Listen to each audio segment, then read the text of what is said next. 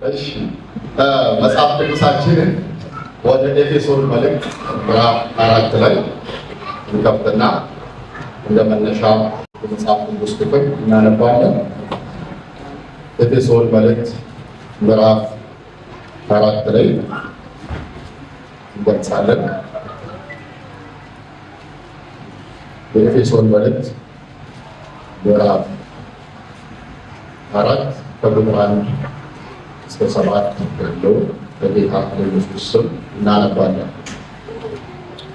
እኔ በአዲሱ መደበኛ ትርጉም ነው የማነበው።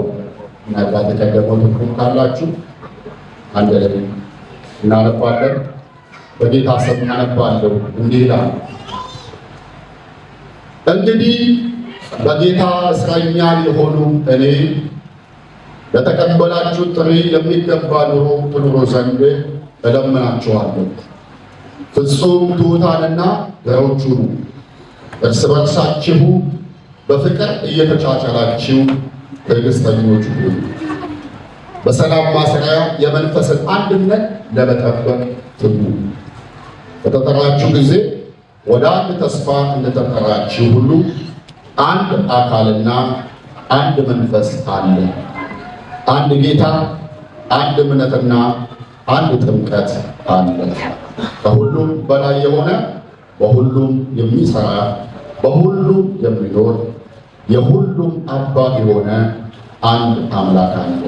ቁጥር 7 ነገር ግን ክርስቶስ በወሰነው መጠን ለእያንዳንዳችን ጸጋ ተሰጥቶናል። አሜን። ቀና እንላለን።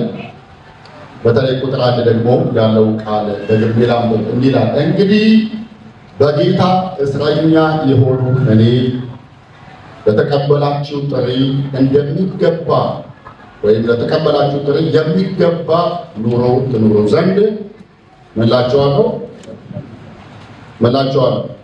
እለምናችኋለሁ። ከዚህ የመጽሐፍ ቅዱስ ክፍል እንዲህ በሚል ርዕስ እንካፈላለን። ለተቀበልነው ጥሪ የሚገባ ኑሮ እንኑር በሚል ሀሳብ ለተቀበልነው መለኮታዊ ጥሪ የሚገባ ኑሮውን እንኑር ወይም በቀደመው ትርጉም በተቀበላችሁ ወይም በተጠራችሁ መለኮታዊ ጥሪ እንደሚገባ ትመላለሱ ዘንድ።